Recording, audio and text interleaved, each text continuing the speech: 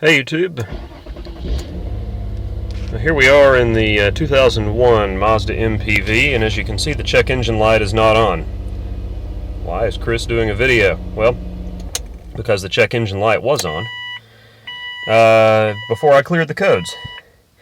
So let's plug the code reader in now that the codes are cleared. See what codes we get, if any.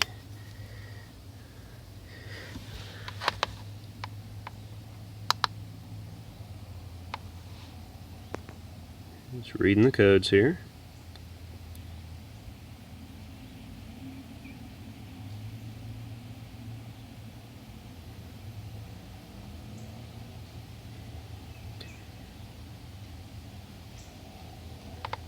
One DTC, one diagnostic testing code. Diagnostic code is, and one at fault, and it's a p1250. P1250. And that's it.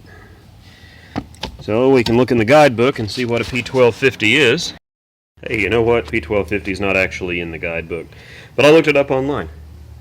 And it turns out that it's the Pressure Regulator Control solenoid circuit failure. This is a solenoid right here which connects to the fuel pressure regulator, and either it is failed or there's something else wrong with it in terms of the vacuum lines that connect to it and stuff like that.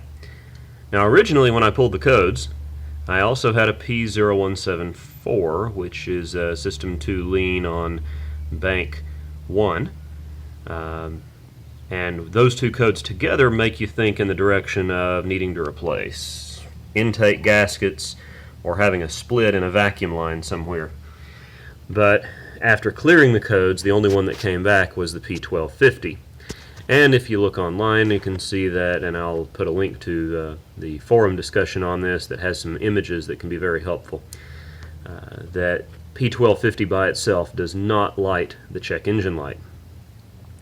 So it's time for us to do a little testing on our PRC, Pressure Regulator Control solenoid. So we're going to disconnect the two vacuum lines and the electrical connector back here in the back, and then, and I've already done this, but the solenoid snaps into this metal clamp right here, so just used a flathead screwdriver on that to remove it. And here is the PRC solenoid. As you can see, it's got a little Mitsubishi emblem on it, it looks like. Now there's two tests that are done on this. The first one is to test the resistance across these two terminals. So let's do that, see what we end up with.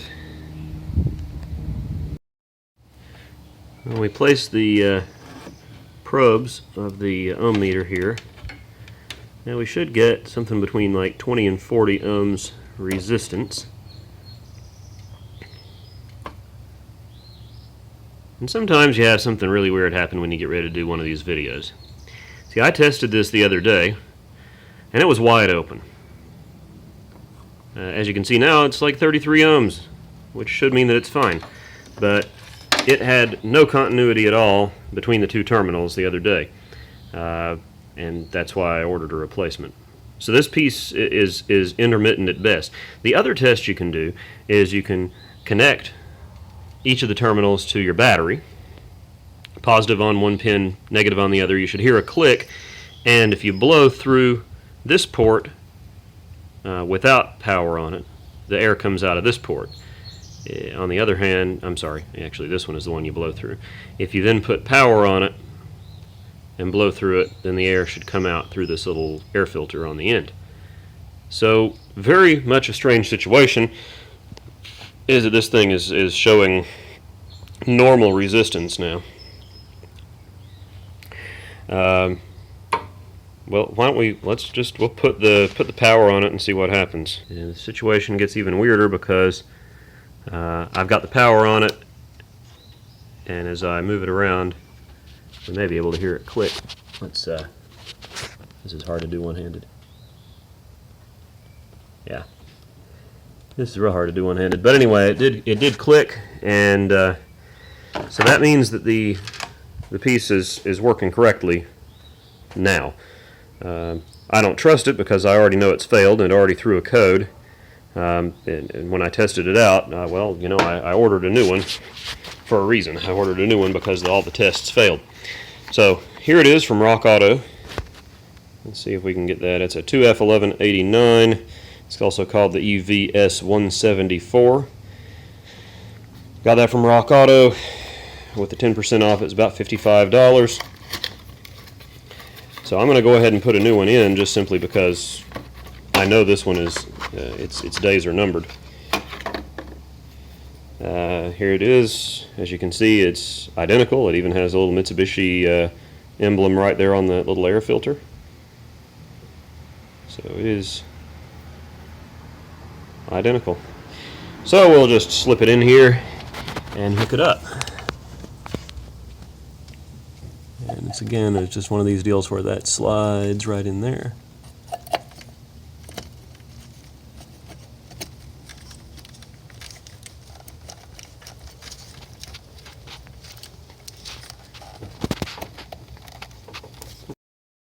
Alright, so we'll hook our code reader back up and clear it, put it through a few drive cycles over the next few days and see what it does.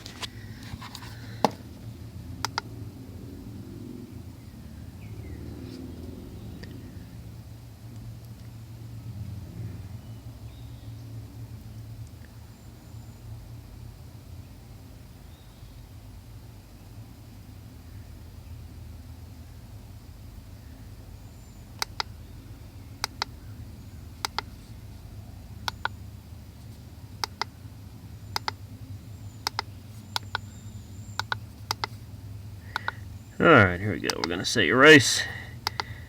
Yes.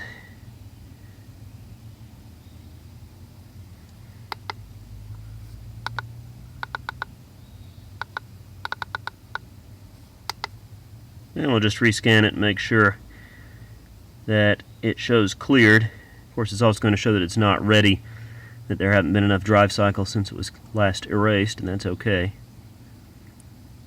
So as you can see, there are no DTCs and yes, no codes.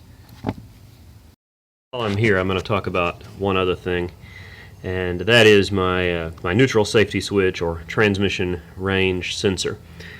That's the there are other videos about it on here, but that's the thing that sits down here at the top of the transmission, and when you move your gear selector, your gear shift, well then this is what tells the car's computer what gear you've got the thing in, and it resides right down there. You can see that big old nut right there between those two coolant hoses. Well, unfortunately, I've gone through like 3 of these in the last 3 years, and this last time I changed it out, I realized it was because I have a leaky radiator hose. I had known for a while that I was losing some coolant, but I couldn't really figure out where I was losing it. Finally realized that it was right here, and what I've done is I've changed out that transmission range sensor neutral safety switch, so I put aluminum foil around this to divert the leaky fluid. Basically, there's a place where 2 hoses come together right here. And in fact, it's called a T-split hose. This is a proprietary dealer-only hose.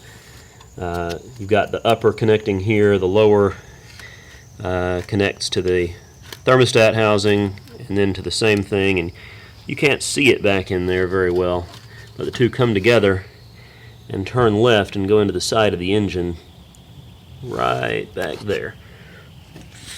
I've got the replacement here. It makes it a little easier to see what we're talking about. So your upper connects here, this side here connects to the thermostat housing, and then this piece here is what goes into the side of the engine. Proprietary hose, you have to get it from Mazda. In my case, I got it online from Avondale Mazda of Avondale, Arizona. Bought it through eBay. but it's about a $90 part approximately. Because you have to take apart the intake area, the air intake and everything, I'm going to have a mechanic do this one. This is one that I'm not willing to go after with the other stuff that I'm busy with in my life. So I'm going to get it done on Monday. But I did want to mention to you that these engines have got cooling hoses all over the place. So if you're losing coolant and your radiator's not very old, I replaced my radiator just a few years ago, in fact, it's quite possibly some little proprietary hose somewhere. In this case, you know, it's this fitting right here, which has started to get kind of bulgy and soft, a little bit spongy. And so we're going to get it changed out. Should solve our coolant leak problems, and then maybe we'll be good for another 170,000 miles. Thanks for watching. Enjoy the links in the description. If you have any questions, go ahead and throw a comment down there. I'll answer them to the best of my ability.